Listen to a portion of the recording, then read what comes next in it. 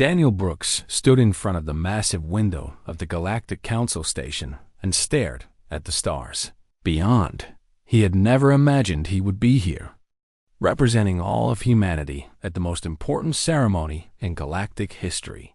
His heart pounded in his chest as he adjusted his formal suit for the 10th time that morning. Behind him, his wife Lisa was checking the final details of the tree documents. She moved with practiced grace through the preparations, her diplomatic training evident in every careful gesture. They had worked toward this moment for 5 years, ever since humanity had first made contact with the greater galactic community. "Daddy, look at the purple one." A small voice called out. Daniel turned to see his 3-year-old son, Kevin, pressing his face against the transparent wall, pointing at a passing alien ship. The boy's eyes were wide with wonder as he watched the vessel drift by with its glowing purple engines. Lisa looked up from her work and smiled. "Kevin, please stay close to us," she said gently. The situation was far from ideal. Their regular childcare provider had fallen ill that morning, and the backup had canceled at the last minute. They had no choice but to bring Kevin to the ceremony. Both parents had agreed to keep a close watch on their son during the event. "Is he going to be okay?" Daniel asked quietly. Moving closer to his wife, Lisa nodded. "He's been very good all morning. We just need to keep him entertained and close." The ceremony is only 2 hours long. The door to the preparation chamber slid open with a soft hiss. A tall insectoid alien entered, its compound eyes glittering with multiple colors. Ambassador Zixter, the head of the Galactic Council, stood nearly 7 feet tall with a smooth exoskeleton that reflected the station's lights. "Greetings, humans Daniel and Lisa Brooks," Zixter said through the translation device attached to its thorax. "The council chamber is ready for the historic signing." Daniel bowed respectfully. "We are honored to be here." Ambassador Zixter. The ambassador's antennae twitched in what might have been approval. "Your species has proven itself worthy of joining our community. The treaty you will sign today represents centuries of tradition and peace among 47 different civilizations." Kevin peeked out from behind his mother's legs, staring up at the towering insectoid with fascination rather than fear. Zixter's compound eyes shifted downward to observe the small human. "This is your offspring?" the ambassador asked. "Yes," Lisa replied. "I apologize for bringing him, but we had an emergency with our childcare arrangements." Zixter's antennae moved in a pattern the humans didn't recognize. "Your young are permitted to observe. It is good for new generations to witness history." A crystalline being entered next, its body made of what looked like living glass that shifted through various colors. Commander Veltara, the military representative of the council, stood almost as tall as Zixter. Light refracted through its body, casting rainbow patterns across the walls. "The ceremony will begin in 20 minutes, Veltara announced, its voice like wind chimes. "All delegates are assembling in the main chamber." Daniel took Kevin's hand. "Stay with Mommy and me, okay, buddy?" "Okay, Daddy," Kevin said, still staring at the crystalline commander with amazement. The group made their way through the gleaming corridors of the station. Dozens of different alien species passed them, each more incredible than the last. There were beings of pure energy contained in specialized suits, creatures that floated on anti-gravity platforms, and some that defied easy description. Kevin whispered questions constantly. "What's that one? Why is it floating? Does that one have eyes?" Lisa answered as many as she could, while Daniel focused on mentally preparing for the ceremony. The weight of representing Earth pressed down on his shoulders. One mistake could damage humanity's relationship with the galaxy for generations. They entered the council chamber, and Daniel's breath caught in his throat. The circular room was enormous, with seating areas rising in tiers around a central platform. Representatives from 47 different species were already seated, creating a visual spectacle unlike anything Earth had ever seen. At the center of the platform stood a podium made of some kind of luminous stone. Resting on top of it were the treaty sheets, stacked neatly and gleaming under specialized lighting. The sheets had an unusual brown tint that seemed to shimmer when viewed from different angles. The Treaty of Galactic Unity, Zixter announced proudly, gesturing toward the podium. Created using traditional methods passed down through millennia. The sheets are made from processed seeds of the sacred tavern plant from my homeworld. Daniel and Lisa moved to their designated seats near the front of the chamber. Kevin sat between them, his little legs swinging as he looked around at all the strange beings. Lisa pulled out a small toy to keep him occupied. The ceremony began with formal speeches from various council members. Each delegate spoke about the importance of unity, peace, and cooperation among the stars. Translation devices worked overtime to convert the speeches into thousands of different languages simultaneously. Daniel listened intently while keeping one eye on Kevin. The boy was being remarkably well-behaved, playing quietly with his toy starship. After 40 minutes of speeches, Zixter called for the signing to begin. "We will proceed in order of planetary designation," the ambassador announced. "Earth, as our newest member, will sign last, one by one." Representatives from different species approached the podium. Each made a mark on the treaty sheets, using their species' traditional method. Some used appendages, others used tools, and a few seemed to mark the sheets through thought alone. The process was slow and methodical, steeped in centuries of protocol. Daniel felt his nervousness growing as Earth's turn approached. He glanced at Kevin and saw that his son had grown bored with the toy. "Lisa," he whispered. "Kevin is getting restless." She reached into her bag for another distraction. But Kevin had already slipped away from his seat. The boy moved with the silent stealth that only small children possess. Daniel's attention was pulled back to the ceremony as the delegate before him finished the signing. His heart raced as he realized it was humanity's turn. "Daniel Brooks of Earth." Zixter called out formally. Daniel stood and began walking toward the podium, his mind focused entirely on the historic moment. He didn't notice the small figure that had reached the platform before him. Kevin stood on his tiptoes, reaching up toward the shimmering brown sheets. The treaty material looked interesting to his young eyes, almost like the chocolate bars his mommy sometimes gave him as treats. The entire chamber fell silent as Bios. Kevin grabbed the corner of the top sheet and lifted it to his mouth before a single being could react. The 3-year-old took a large bite. The taste was sweet and familiar.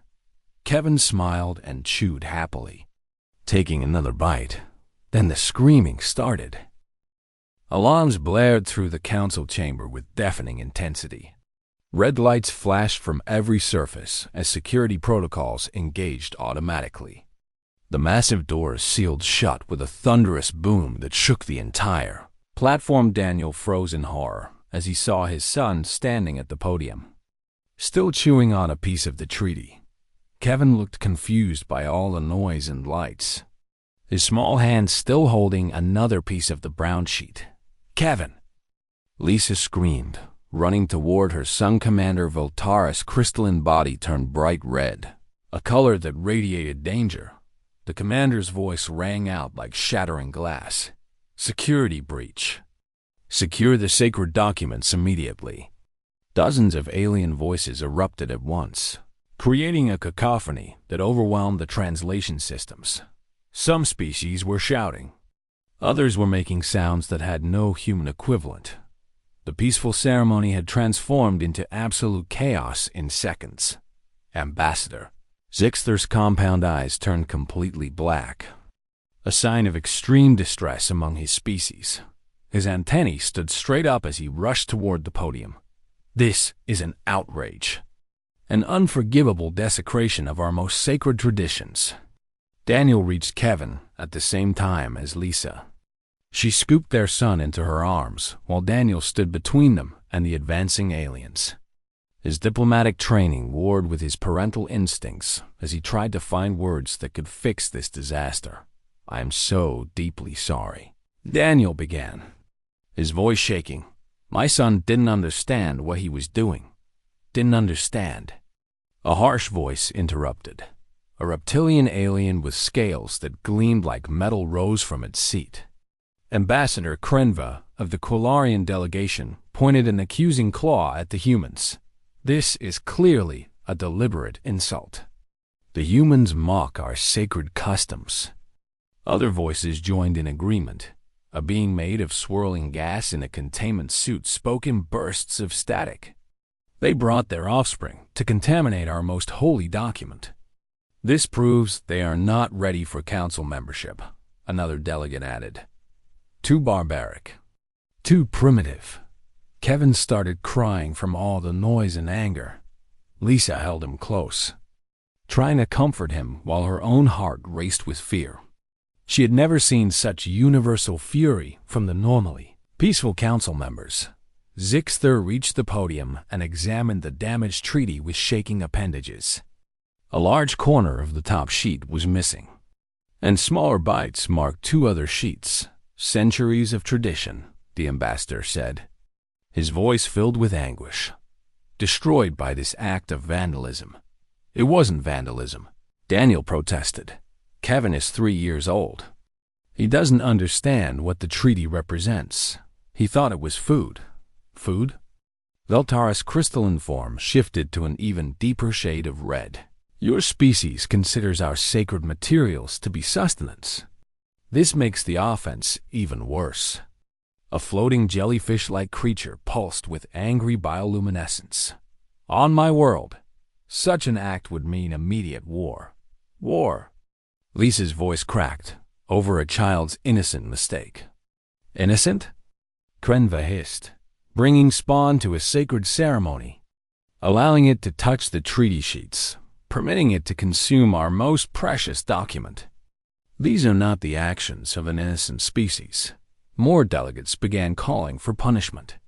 Some demanded humanity's immediate expulsion from the council. Others suggested economic sanctions against Earth. A few of the more aggressive species openly discussed military responses. Daniel felt the weight of his failure crushing down on him. He had been given the honor of representing humanity, and within minutes he had destroyed everything his species had worked for, all because he couldn't control his own child. "Please," he said, raising his voice above the din, "let me take full responsibility. Punish me. Remove me from my position. But don't blame all of humanity for my failure as a parent." Zixter turned to face Daniel, the ambassador's black eyes reflecting no mercy. "The council will decide appropriate punishment. But first, we must address the immediate crisis. The treaty has been violated, according to our laws. This means the peace agreement is void." Heavy silence fell over the chamber as the implications sank in. Without the treaty, the delicate alliances between species could unravel. Old conflicts might reignite. The stability of the entire galaxy was at risk. Lisa noticed something while the adults argued. Kevin had stopped crying and was eating another piece of the treaty sheet he still held in his hand. More disturbing was what she observed about the material itself. It was melting slightly in Kevin's warm grip, leaving streaks on his fingers that looked exactly like chocolate. She looked more closely at the sheets on the podium. The brown color, the slight sheen, the way it broke when Kevin bit it. Her scientific training kicked in despite her panic. "Wait," she said. But her voice was too quiet in the chaos. Krenva was speaking again. "I formally move that we expel humanity from the Council and declare Earth a prohibited zone. No species shall have contact with them for at least 1 century. "Seconded," called out another delegate. "Wait." Lisa shouted louder this time. "I need to ask something important." The chamber quieted slightly. Zixther's antennae twitched with irritation. "What could you possibly say that would matter now, human Lisa?" Lisa's mind raced. She needed to be careful with her words. Ambassador Zixter, you said the treaty sheets are made from processed seeds of the cavern plant, correct? Yes, the ambassador replied stiffly. The seeds are sacred to my people.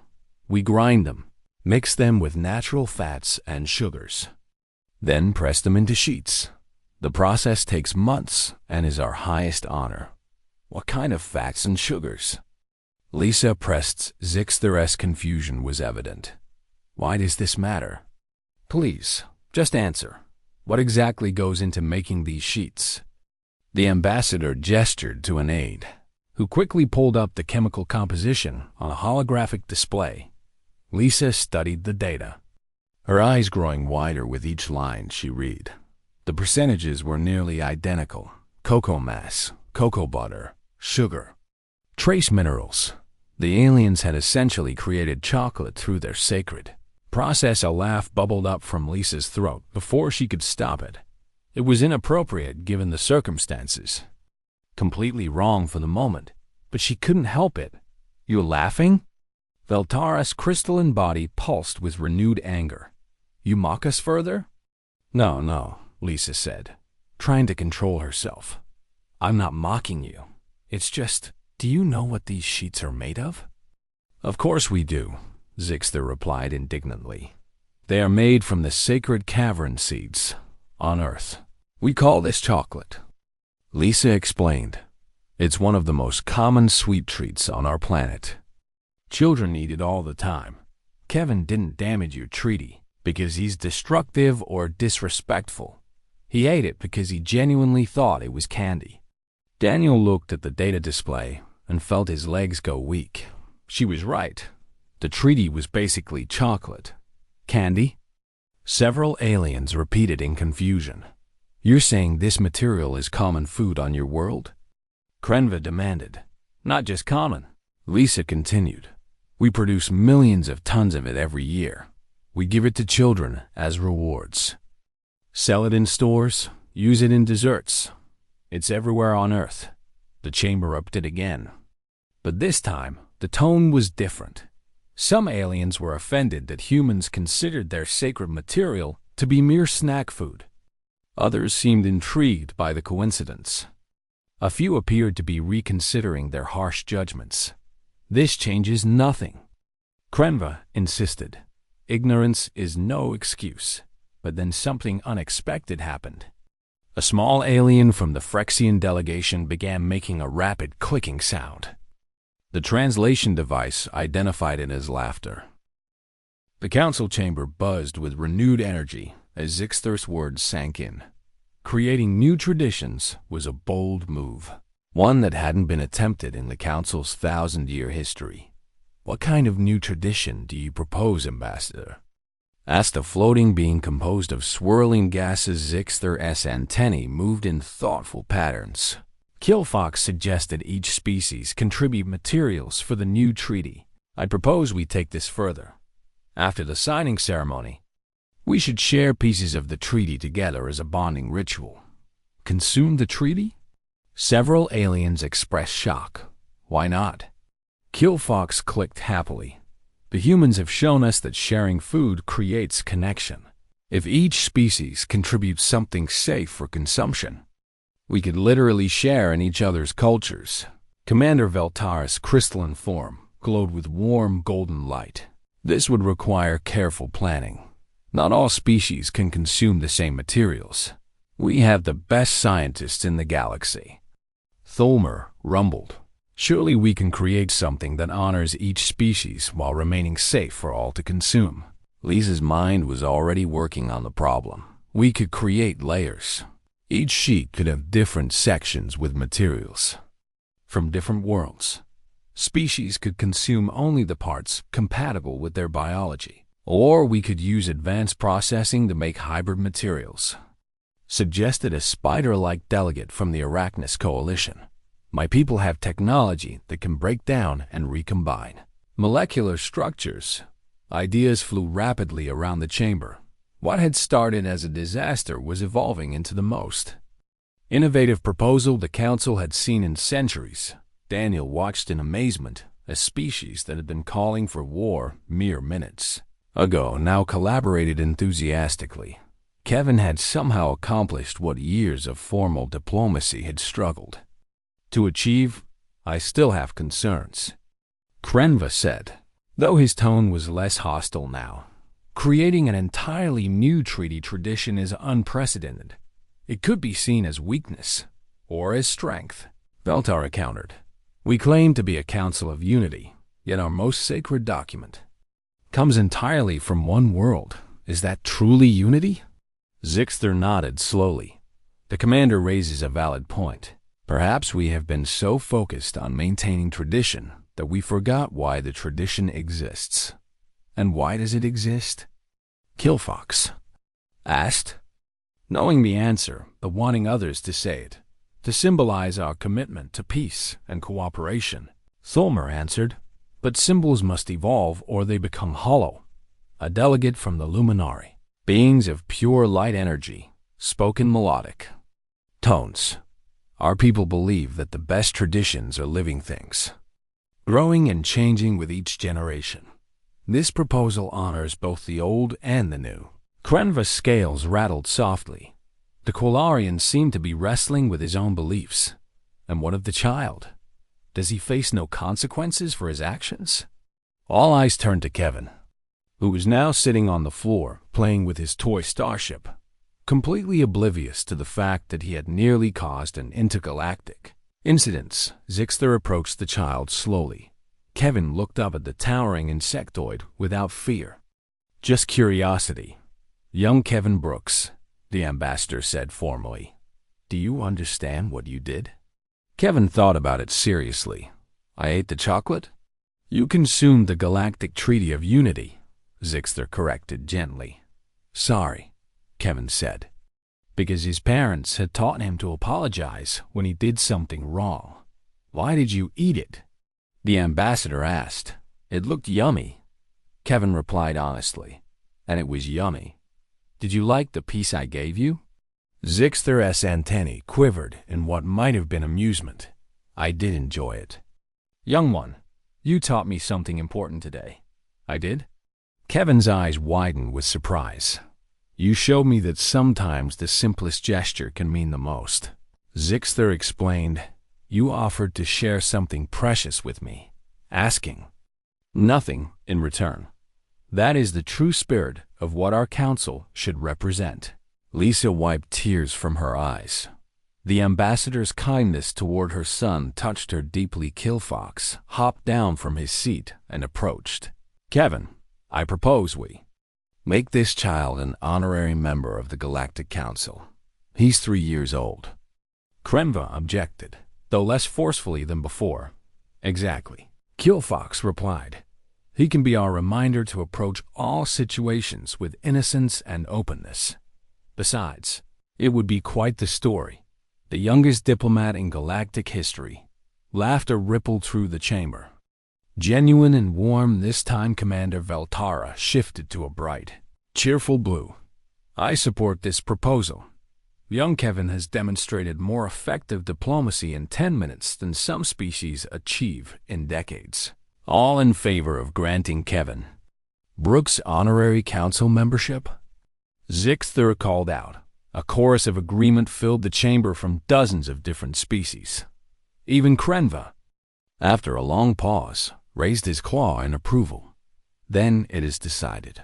Zixter announced, Kevin Brooks, you are now an honorary member of the Galactic Council. Your role will be to remind us all that wisdom often comes from unexpected sources. Kevin didn't fully understand what was happening, but he liked the friendly tone everyone was using now. Can I have more chocolate? He asked hopefully. The chamber erupted in genuine laughter. The tension had completely dissolved, replaced by warmth and camaraderie. First, we must create the new treaty, Zixter said, amusement clear in his voice. Then you may have as much as you wish. Young diplomat, over the next hour, the council worked together with unprecedented cooperation. Each species discussed what materials they could contribute to the new treaty. Scientists and cultural experts were contacted across the galaxy. Daniel and Lisa found themselves at the center of the planning. Their knowledge of Earth materials and human dietary needs became valuable as the Council designed a treaty that would be meaningful to all species. The Voltonian delegates suggested using their crystallized minerals as a base structure. The Harkin offered volcanic glass from their homeworld. The Phyrexians would contribute processed seaweed, and Earth would provide chocolate, the material that had started everything. "We should include a clause in the treaty itself," suggested a wise-looking alien with multiple heads, a statement that this treaty was born from misunderstanding and transformed through compassion. An excellent idea. Zixter agreed. Let it be known to all future generations that our unity was strengthened, not weakened, by this incident. Krenva approached Daniel and Lisa. The Quillarians' aggressive stance had softened considerably. "I owe you an apology. Humans, I was quick to judge and slow to understand. Your son has taught me humility. We understand your initial reaction," Daniel replied graciously. "We were terrified ourselves.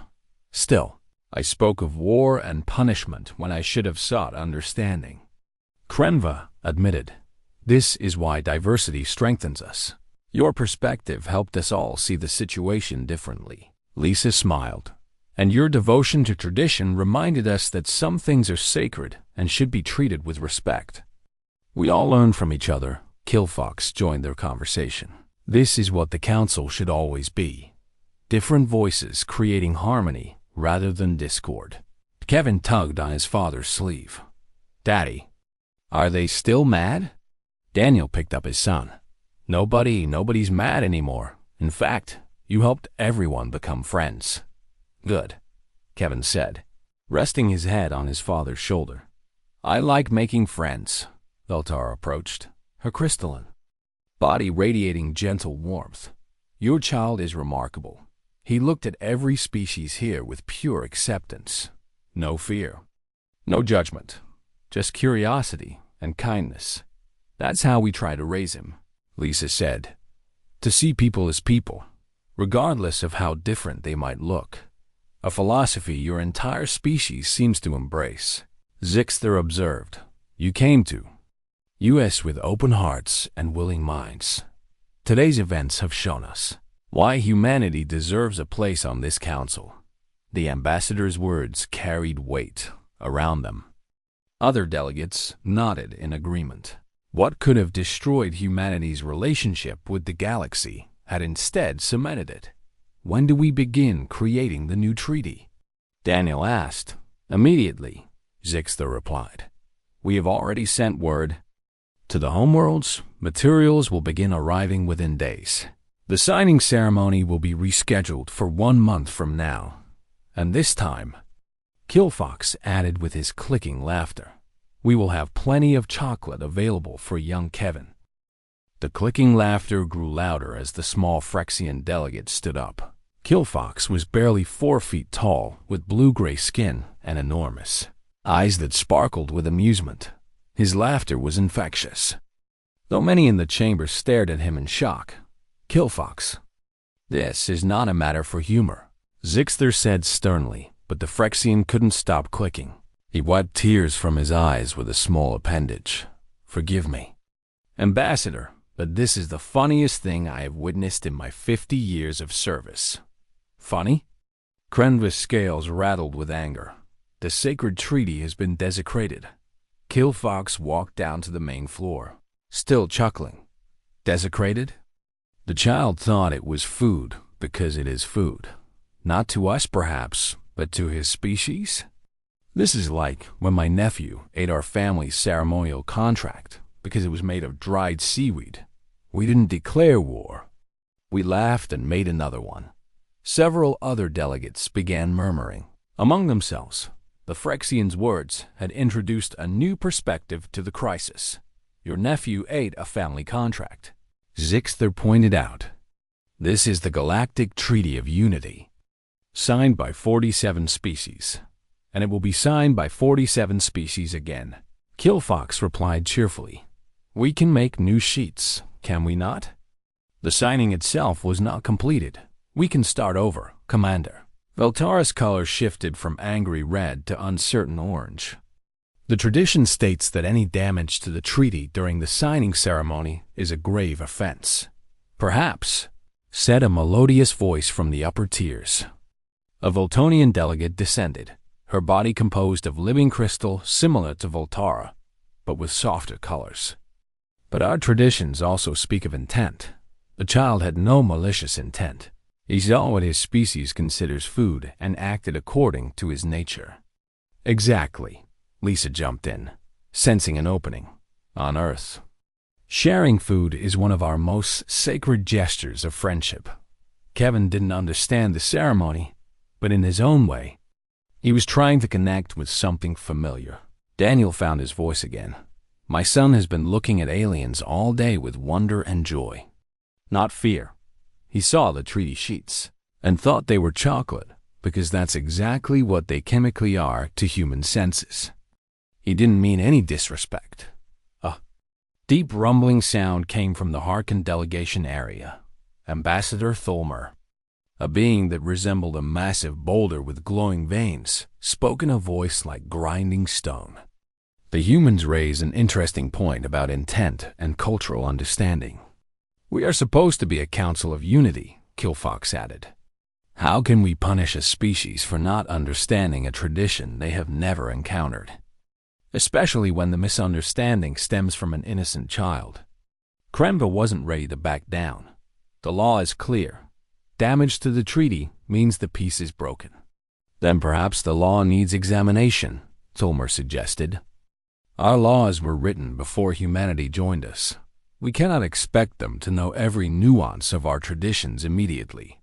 The Veltonian delegate nodded. We must also consider that we have placed them in an impossible situation. They brought their offspring out of necessity. And we approved it. We share responsibility for what occurred. Zixther's antennae drooped slightly. The ambassador was clearly struggling between adherence to tradition and the logical arguments being presented. The treaty is still damaged. This cannot be ignored. Kevin, who had been quiet in his mother's arms, suddenly squirmed free before Lisa could grab him. He toddled over to Ambassador Zixther. The massive insectoid looked down at the tiny human child.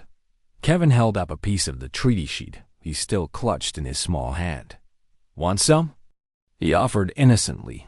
The chamber fell completely silent. Every being watched the interaction between the 3-year-old human and the stern. Council leader Zixther's compound eyes shifted through several colors. You are offering to share the treaty with me? Kevin nodded, not understanding the significance, but knowing that sharing was good. It's yummy. Lisa stepped forward carefully. Ambassador, on Earth, when a child offers to share their food with you, it's the highest compliment. It means they trust you and want you to be happy. Kevin is trying to make friends the only way he knows how. The ambassador's antennae quivered. He slowly extended one delicate appendage and accepted the small piece of chocolate treaty from Kevin's hand. The child beamed with joy at having his offering accepted. Zixther brought the piece close to his sensory organs, analyzing it carefully. Then, with extreme deliberation, he consumed it. The ambassador's entire body shuddered. This is quite pleasant, he admitted, surprise evident in his voice. Kevin clapped his hands happily. See? Good. Something shifted in the chamber's atmosphere. Several delegates who had been rigid with anger began to relax. Slightly, Daniel saw the opportunity and took it. Ambassador Zixther. We humans have a saying, breaking bread together. It means that sharing a meal creates bonds between people. My son didn't break your treaty. He tried to share it. An interesting interpretation, Tholmer rumbled. Though I suspect the child simply wanted the sweet taste. Maybe, Lisa agreed. But doesn't that make it even more innocent? He's 3 years old. He doesn't understand galactic politics or ancient traditions. He just knows that something looks and smells like food. So he ate it. And when others seemed upset, he tried to share to make them feel better. Kilfox clicked with approval. The child shows more diplomatic instinct than half our trained ambassadors. Commander Veltara had been quiet, her crystalline form cycling through various colors as she processed everything. Finally, she spoke. I have been observing young Kevin throughout this ceremony. Not once did he show fear of any species present. He looked at each of us with curiosity and wonder. Even now, after we have shouted and alarmed him, he offers friendship. What is your point, Commander? Krenva asked suspiciously. My point is that this child represents what humanity brings to our council. Veltara explained, her color shifting to a calm blue. They see difference not as threat, but as opportunity for connection. Yes, they are ignorant of our ways, but they approach that ignorance with openness rather than hostility. Zixter was examining the remaining treaty sheets on the podium. The damage is extensive. 3 sheets bear marks of consumption. Then we make new ones. Killfox suggested. Better ones, better? Zixter's antennae rose in question. The Phyrexian's eyes sparkled with an idea. The current treaty was made entirely from Ambassador Zixter's world, yes. What if we created a new treaty where each species contributes material from their homeworld? A true blending of all our cultures. Murmurs of interest rippled through the chamber. The concept was radical but appealing. My people could contribute crystallized minerals. Valtara offered. They are sacred to us and would add strength to the sheets. The Harkin could provide pressed stone dust from our founding mountain. Tholmer added, we Phyrexians use dried and pressed seaweed for our own treaties. Killfox said, we would be honored to include it. Other species began volunteering. Their own sacred materials. The energy in the room was transforming from anger to excitement. Lisa felt tears in her eyes. What had seemed like the worst disaster of their lives was becoming something beautiful. Wait, Krenva interjected. We are letting ourselves be distracted. The human child still committed an offense. Kevin had wandered back to his parents and was holding Daniel's hand. He yawned. Tired from all the excitements, Ixter looked at the small child for a long moment. Ambassador Krenva, I appreciate your dedication to our laws. However, I find myself agreeing with my fellow council members. This was not an act of malice, but one of innocent misunderstanding. So we simply ignore our traditions. Krenva challenged. No, Zixter replied firmly. We create new ones. 4 weeks had passed since the incident that nearly destroyed humanity's place in the galaxy. The Galactic Council Station bustled with activity as preparations for the new signing ceremony reached their final stages. Daniel stood in the same observation room where everything had begun. But this time, he felt calm rather than nervous. Kevin played nearby with several young aliens who had been brought to witness the historic event. The sight of children from 6 different species playing together without fear warmed his heart. Daddy, look, Kevin called out, pointing at a small Phyrexian child who was showing him how to make clicking sounds. Very good, buddy, Daniel replied, smiling at how natural the interaction seemed. Lisa entered carrying a datapad filled with final ceremony details over the past month. She had become one of the key coordinators for the new treaty project. Her scientific expertise and diplomatic skills had proven invaluable. The final materials arrived this morning, she announced. The synthesis team says the treaty sheets are ready. How do they look? Daniel asked. Lisa's eyes sparkled with excitement. They're absolutely beautiful. Each sheet is layered with materials from all 47 member species plus Earth. The colors alone are stunning. Ambassador Zixter entered the room. His antennae moving in patterns that Daniel had learned indicated happiness. Are the humans prepared for today's ceremony? We are, Ambassador, Daniel confirmed. Excellent. I wanted to personally thank you both before the official proceedings begin, Zixter said. Your family has given our council a gift beyond measure. We nearly destroyed everything. Lisa pointed out. No, the ambassador corrected gently. You revealed our weaknesses and gave us the chance to become stronger. The new treaty represents what we should have created centuries ago. True unity rather than symbolic unity. Commander Veltara joined them, her crystalline form shimmering with gold and blue hues. The delegates are assembling. We should proceed to the main chamber. The group made their way through the corridors. Unlike the first ceremony, the atmosphere was celebratory rather than formal. Delegates from various species chatted warmly with each other, many trying to communicate across language barriers with genuine interest. The council chamber had been transformed. Instead of rigid seating arrangements, species had mingled together in collaborative groups. The traditional podium remained, but surrounding it were tables displaying contributions from each homeworld. On the central podium rested the new treaty. Daniel gasped when he saw it. The sheets seemed to glow with an inner light, each one a masterpiece of combined artistry and science. Swirls of color represented different materials: the brown of earth chocolate, the crystalline blue of Veltonian minerals, the deep green of Phyrexian seaweed, the volcanic black of Harken glass. It's magnificent, Lisa whispered. Killfox bounded over to them, clicking with excitement. Wait until you taste it. The synthesis team has created something that is safe and pleasant for 90% of species present. What about the other 10%? Daniel asked. Alternative sections made specifically for their biology, the Phyrexian explained. Everyone can participate. The ceremony began with Zixter calling the council to order. But instead of formal speeches, the ambassador spoke from the heart. 4 weeks ago, we gathered to sign a treaty that represented our past, Zixter said. Today, we gather to sign a treaty that represents our future. The Galactic Treaty of Unity was damaged, not by malice, but by innocence. Young Kevin Brooks saw our sacred document and recognized something familiar.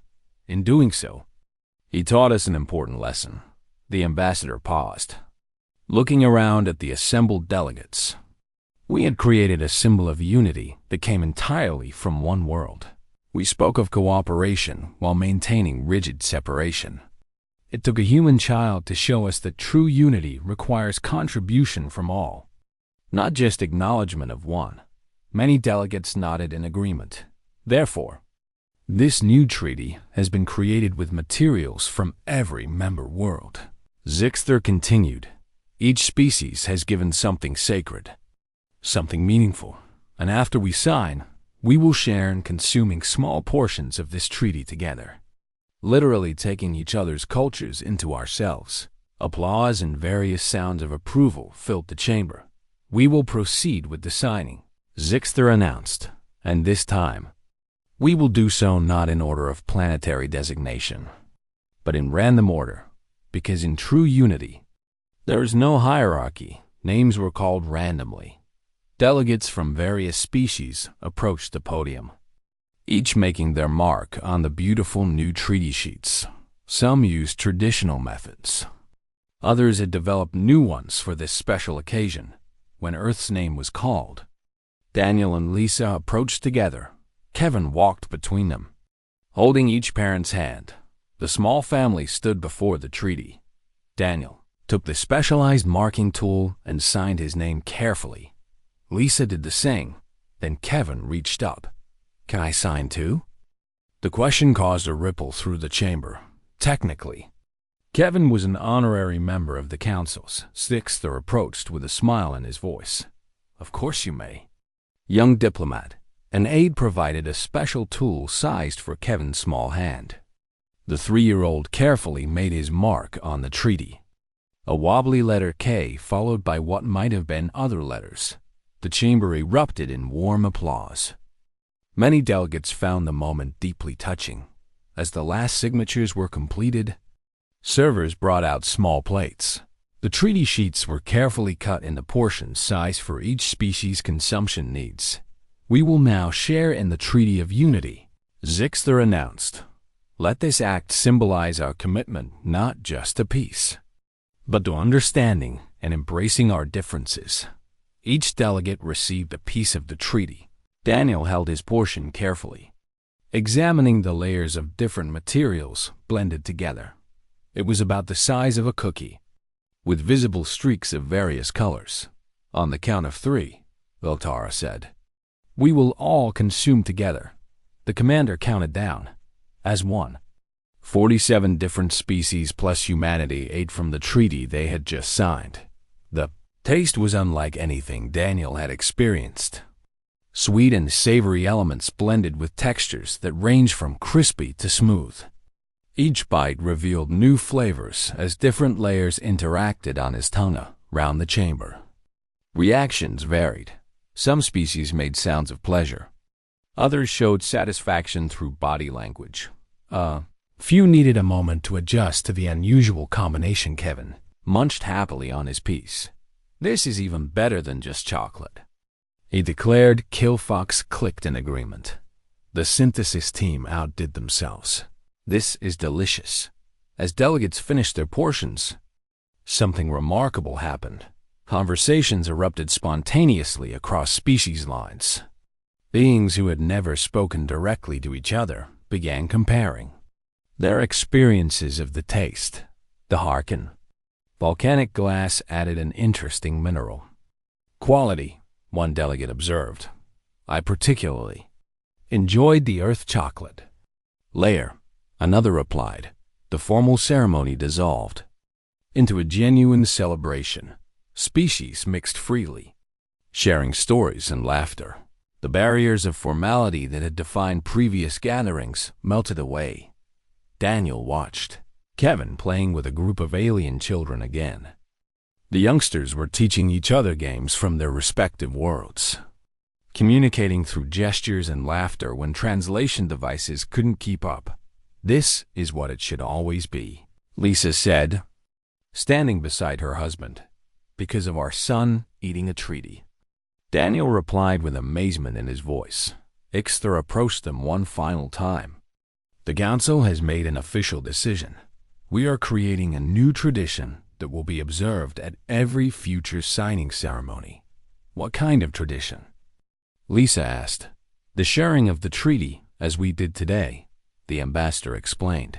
"But more than that, from now on, delegates are encouraged to bring their younglings to important ceremonies.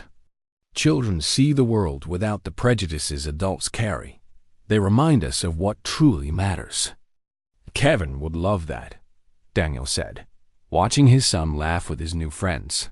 "There is more," Beltar added, joining the conversation. "We are establishing the Kevin Brooks Memorial Fund."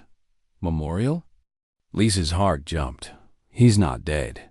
The commander's crystalline form rippled with what might have been laughter.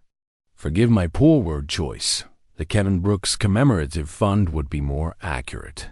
It will sponsor cultural exchange programs between species, focusing on youth education and interaction."